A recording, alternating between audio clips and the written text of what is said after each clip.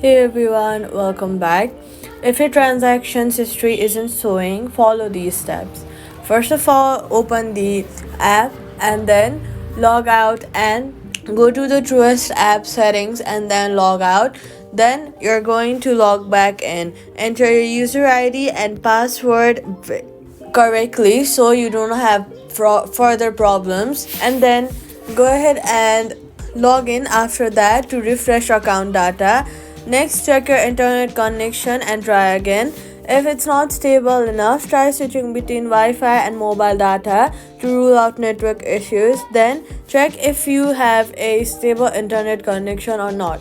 Next, head over to your app store, search for the Truist mobile app, and then make sure you have updated the app to the latest version.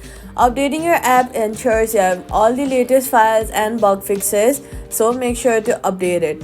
Then confirm with Truist support if that there are no temporary server issues affecting history loading.